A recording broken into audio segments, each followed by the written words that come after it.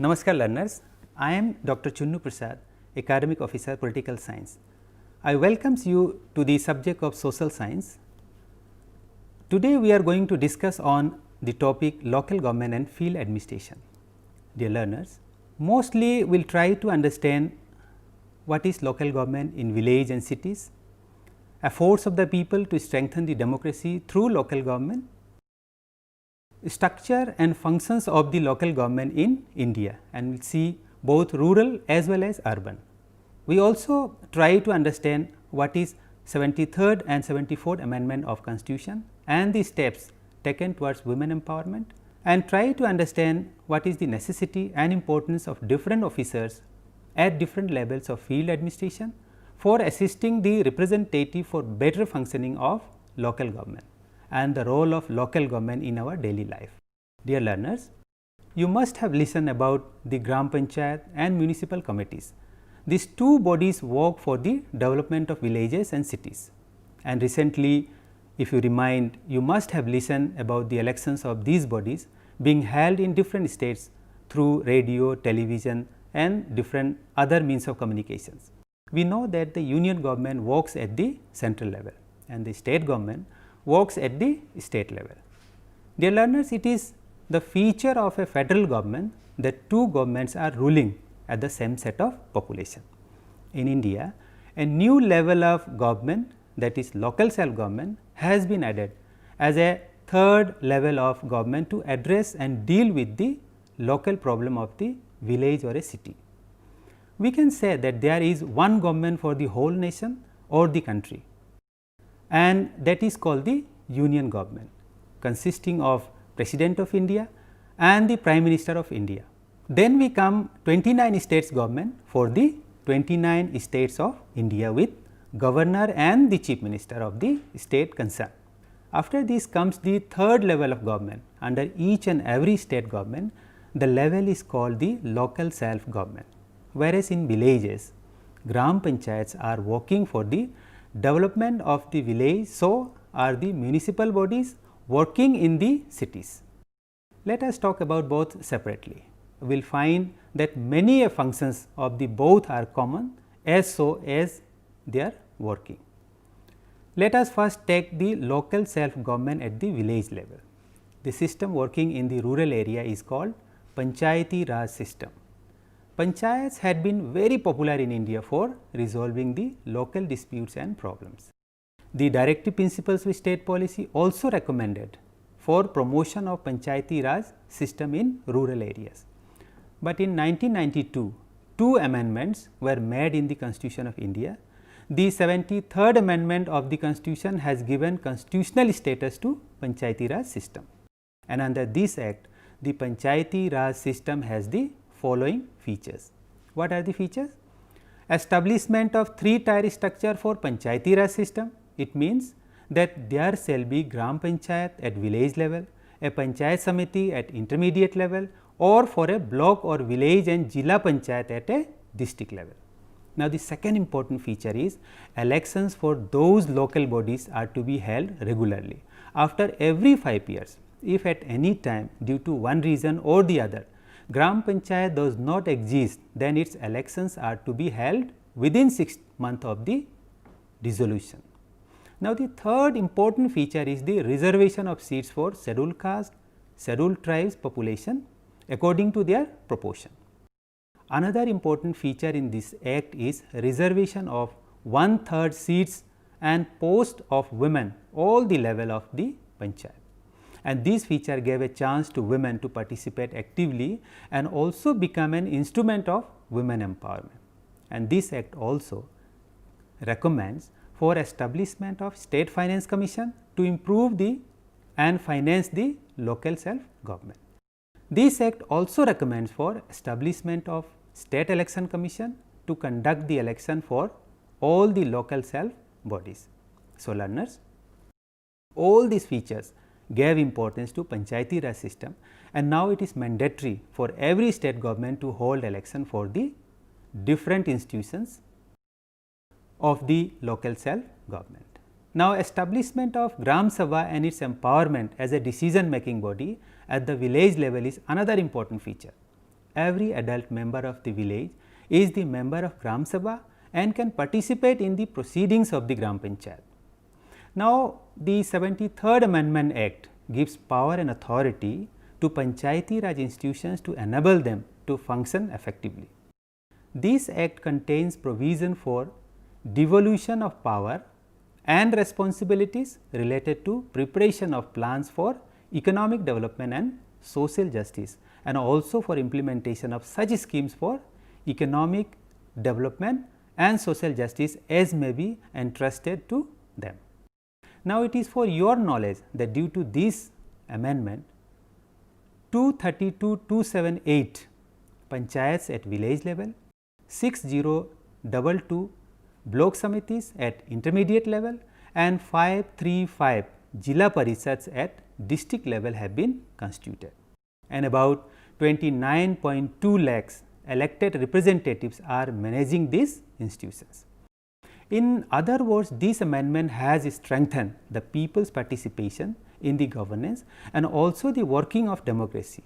Now, let us try to know about the various functions of the panchayats and also about the sources of their income. Under this hand, let us be familiar with the organization of the Gram Panchayat. Gram Panchayat is the grassroots institution of Panchayati Raj system. Gram Sabha and Gram Panchayat have an elected chairperson who is called Gram Pradhan. Gram Sabha has been recognized a legal body. It holds at least 2 meetings in a year. In the first meeting, it considers the budget of the Gram Sabha, and in the second meeting, reports of the Gram Panchayat are considered. Now, Gram Panchayat is the executive committee of the Gram Sabha. In the most of the states, a village panchayat have 9 members who are called panchas. In some of the panchayats, representatives of women has been increased to 50%, and Sarpanch is directly elected by all the voters of the panchayat. Sarpanch is responsible for holding the monthly meeting of the panchayat. Now, Sarpanch can also call a special meeting of the panchayat within 3 days, requested for a meeting. He or she keeps the record of the meeting, and every panchayat is elected term of 5 years. Now, learners will try to discuss functions of the Gram Panchayat. Now, major functions of the Gram Panchayat are about the development of the village and welfare of the people. Gram Panchayat works for the provision of safe drinking water, paving of streets, maintaining good drainage system, ensuring cleanliness of the village, provisions of street lights and dispensaries, and so on and so forth. These functions are obligatory and need priority. Some other discretionary functions can also be performed if the panchayat has the resource and funds to perform activities, such as maintaining of playground for sports, setting and running library, plantation of trees, etc. For performing these functions, every panchayat needs funds, and state government and union government provide grant in aid to the panchayats to raise their resources to accomplish the important work. Panchayat do have their own source of income through taxes on property, land and goods, rent collected for the panchayat building such as rent of the Barat Ghar or any other property, different types of fines collected of the defaulters. A part of the land revenue is given to the panchayat, and also through donation collected for the interested rich people. So, these are the method through which the funds are collected.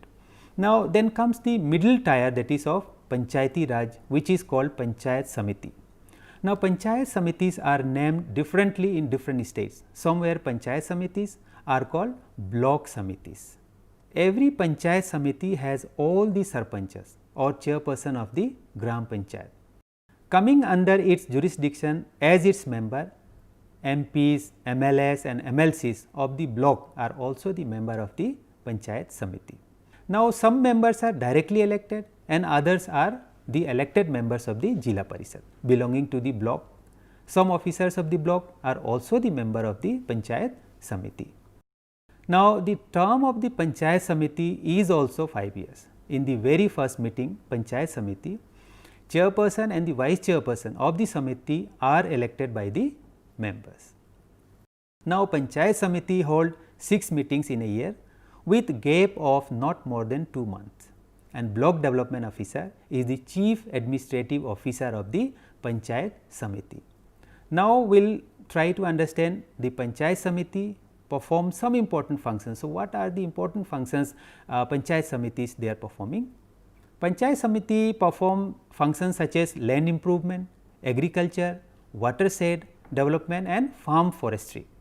It also promotes and coordinates different development programs of the area such as safe drinking water, construction of new roads, framing rules and regulation for the farmers and the markets, provision of fertilizer and pesticide to the farmers, promotion of cottage industries, welfare of scheduled castes and scheduled tribes and promotion of self-employment scheme in the rural areas. Now, Panchayat Samiti gets grant in aid by the state government and can also levy the taxes to raise the funds. Now, the third tier of the Panchayati Raj system is the Jila Parishad. It is the apex body in Panchayati Raj system and has a term of 5 years. Jila Parishad has some directly elected members, MPs and MLAs belonging to the district and some government officials are the members.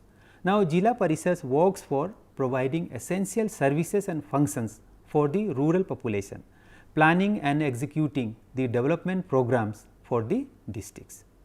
Now, Jila Parishad do have a major role to provide improved seeds, new techniques of farming, construction of small scale irrigation projects, setting and running of schools, primary health center and taking care of public property.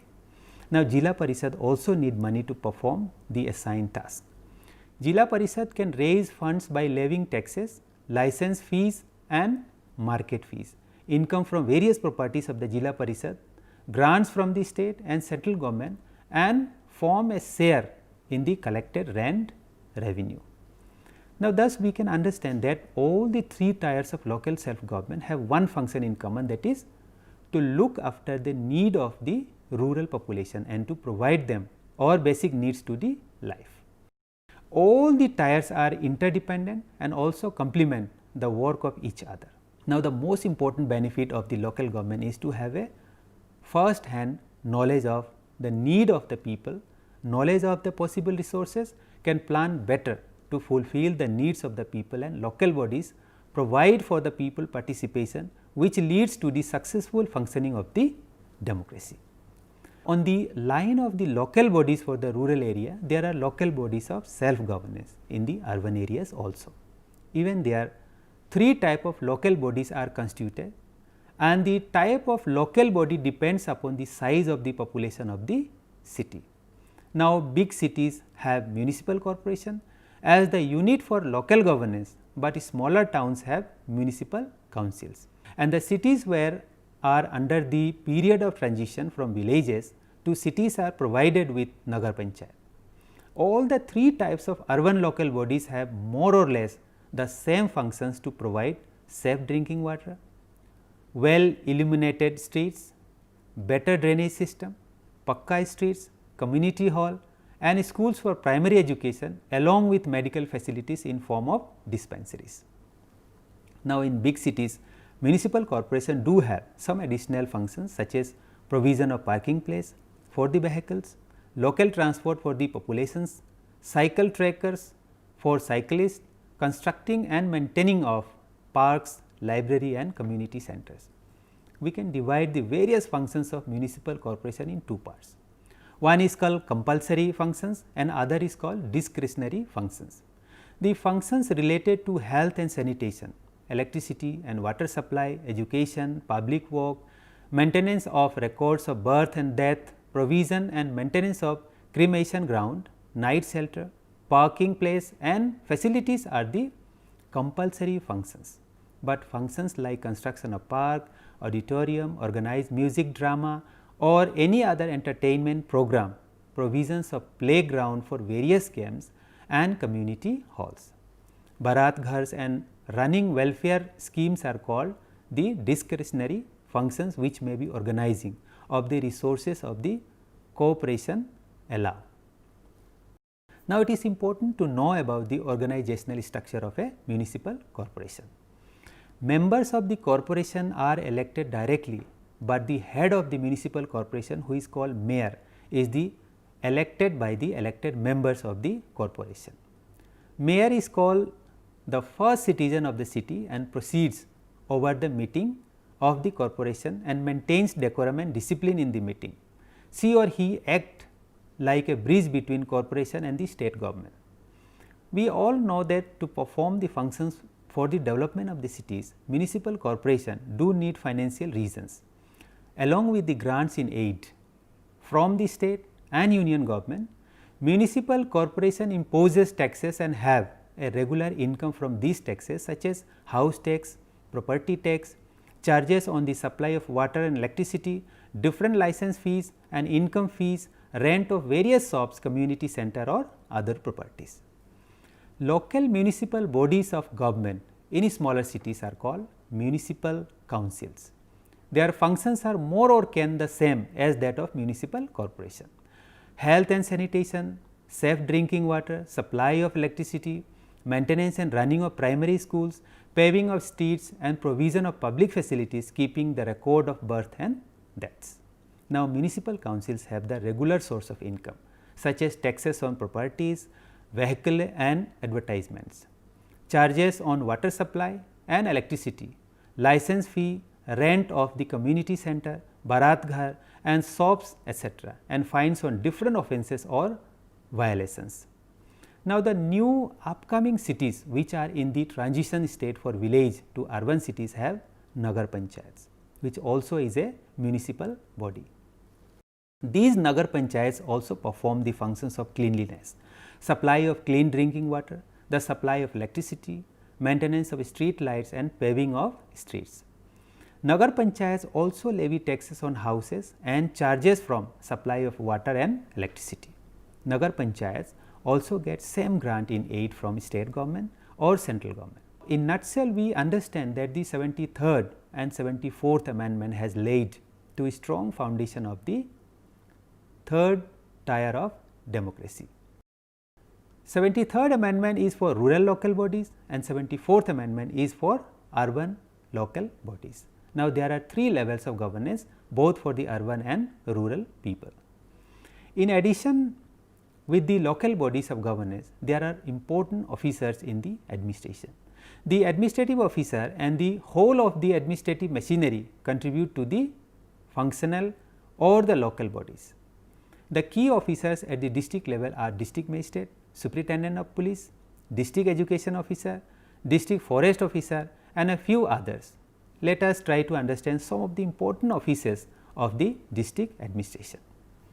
First of all, we shall know that the district magistrate, who is the head of the district administration, in different states district magistrate are known as different names such as deputy commissioner, district collector or upayukta. He or she belongs to Indian Administrative Services. Nowadays, district administration is responsible not only for collection of revenues or taxes or maintenance of law and order, but is also responsible for various welfare activities and socio-economic development of the district. Now, other than this, what are the important functions of the district magistrate? District magistrate broadly tries to maintain the law and order and ensure peace in the district. To implement the programs and policies of the state government, district magistrate try to act like a link or bridge between district level institutions and the state government. It try to coordinate the working of different departments working in a district. District magistrate take care of people and property during emergencies and disasters. District magistrate also conduct free and fair election for various elected bodies such as Lok Sabha, Vidhan Sabha, Jila Parishad, Gram Panchayat.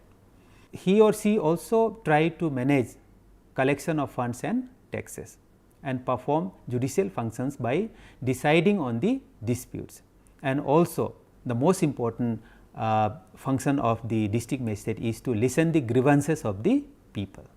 Now, the function shows the importance of the district magistrate of a district. Now, another important officer of the administration is sub-divisional officer or called SDO. Every district is divided into sub-division and blocks or talukas. So, SDO is there to assist the district magistrate in the field of administration. SDO may belong to Indian Administrative Service or state civil services. keeps the land record and also the record of land revenue.